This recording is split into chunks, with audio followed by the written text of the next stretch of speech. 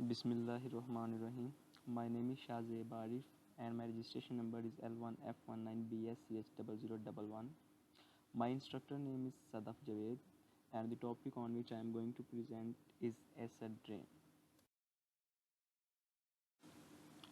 So first of all we have to look at that what is acid rain.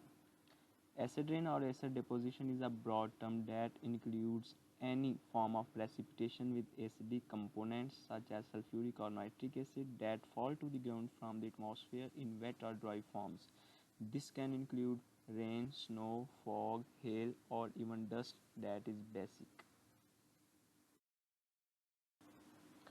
This image illustrates the pathway for acid rain in our environment. Number 1. Emissions of sulfur oxides and nitrogen oxides are released into the air where the pollutants are transformed into acid particles that may be transported long distances. These acid particles then fall to the earth as wet and dry deposition, dust, rain, snow, etc., and may cause harmful effects on soil, forests, streams, and lakes. Acid rain results when sulfur dioxide and nitrogen dioxide are emitted into the atmosphere and transported by wind and air currents. The sulfur dioxide and nitrogen oxides react with water, oxygen, and other chemicals to form sulfuric and nitric acids. These then mix with water and other materials before falling to the ground. While a small portion of the sulfur dioxide and nitrogen oxides that cause acid rain is from natural sources such as volcanoes, most of it comes from the burning of fossil fuels. The major sources of sulfur oxide and nitrogen oxides in the atmospheres are as follow. Number 1. Burning of fossil fuels to generate electricity.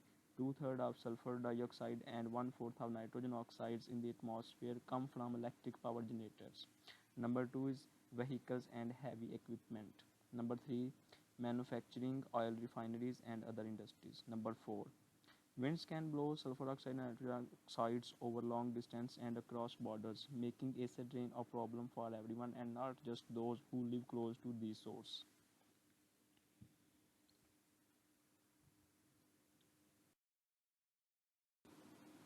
Okay. Now there are forms of acid deposition. Number 1, wet deposition. Wet deposition is what we most commonly think of as acid rain. The sulfuric and nitric acid formed in the atmosphere fall to the ground mixed with rain, snow, fog, or hail. Number 2 is dry deposition. Acidic particles and gases can also deposit from the atmosphere in the absence of moisture as dry deposition. The acidic particles and gases may deposit to surfaces, water bodies, vegetation, buildings quickly or may react during atmospheric transport to form large particles that can be harmful to the human health.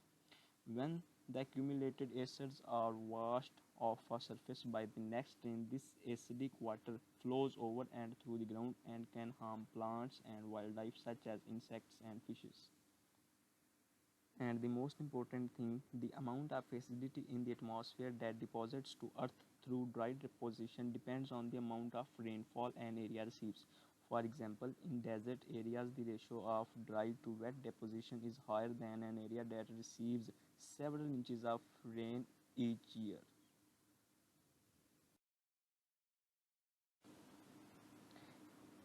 The fourth point is measuring acid rain. Measurement of acid rain, that how we can measure acid rain and the acidity of the rain in which acids are included or accumulated. So acidity and alkalinity are measured using a pH scale for which 7.0 is neutral. The lower a substance pH less than 7, the more acidic it is. The higher substance pH greater than 7, the more alkaline it is. Normal rain has a pH of about 5 to 6. It is slightly acidic because carbon dioxide dissolves into it, forming weak carbonic acid. Acid rain usually has a pH between 4.2 and 4.4.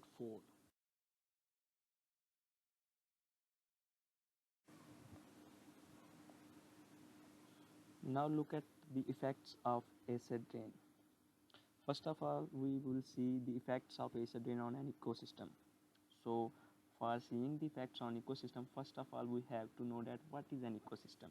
An ecosystem is a community of plants, animals, and other organisms along with their environment, including the air, water, and soil. Everything in an ecosystem is connected. If something harms one part of an ecosystem, one species of plant or animal, the soil or the water, it can have an impact on everything else. So, in effects on ecosystem, first of all, we will see the effect of acid rain on fish and wildlife. The ecological effects of acid rain are mostly clearly seen in aquatic environments such as streams, lakes, and marshes, where it can be harmful to fish and other wildlife. As it flows through the soil, acidic rainwater can leach aluminium from soil clay particles and then flow into streams and lakes. The more acid that is introduced to the ecosystem, the more aluminium is released. Some types of plants and animals are able to tolerate acidic waters and moderate amounts of aluminium. Now we will look at the effects of acid rain on plants and trees. Dead or dying trees are a common sight in areas affected by acid rain. Acid rain leaches aluminium from the soil. That aluminium may be harmful to plants as well as animals. Acid rain also removes minerals and nutrients from the soil that trees need to grow. At high elevations, acidic fog and clouds might strip nutrients from trees' foliage, leaving them with brown or dead leaves and needles. The trees are then less able to absorb sunlight, which makes them weak and less able to withstand freezing temperatures. Now we will see the effects of acid rain on buffer capacity. Buffer capacity. Many forests, streams, and lakes that experience acid rain don't suffer effects because the soil in those areas can buffer the acid rain by neutralizing the acidity in the rainwater flowing through it. This capacity depends upon the thickness and composition of the soil and the type of bedrock underneath it. In areas such as mountainous parts of the northeast United States, the soil is thin and lacks the ability to adequately neutralize the acid in the rainwater. As a result, these areas are particularly vulnerable, and the acid and aluminum can accumulate in the soil, streams, or lakes and affects the buffer capacity. Now let's look at episodic acidification.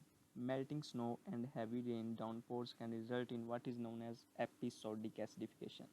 Lakes that do not normally have a high level of acidity may temporarily experience effects of acid rain when the melting snow or downpour brings greater amounts of acidic deposition and the soil can't buffer it. This shorter duration of higher acidity can result in a short-term stress on the ecosystem where a variety of organisms or species may be injured or killed. Now the next effect is on nitrogen pollution.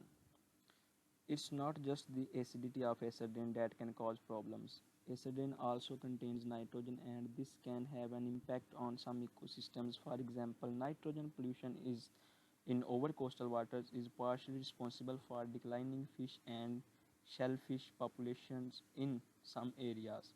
In addition to agriculture and wastewater, much of the nitrogen produced by human activity that reaches coastal waters comes from the atmosphere. Now let's look at the effects of acid rain on material. Not all acidic deposition is wet. Sometimes dust particles can become acidic as well as and this is called dry deposition. When acid rain and dry acidic particles fall to earth, the nitric and sulfuric acid that makes the particles acidic can land on statues, buildings, and other man-made structures and damage their surfaces. The acidic particles corrode metal and cause paint and stone to deteriorate more quickly. They also dirty the surfaces of the buildings and other structures such as monuments. The consequences of this damage can be costly. Acid rain can have the effect on the visibility. In the atmosphere, sulfur oxides and nitrogen oxide gases can be transformed into sulfate and nitrate particles, while some nitrogen oxides can also react with other pollutants to form ozone.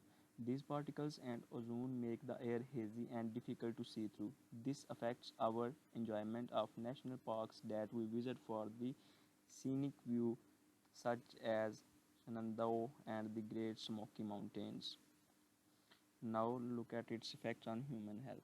Walking in acid rain or even swimming in a lake affected by acid rain is no more dangerous to humans than walking in normal rain or swimming in non-acidic lakes.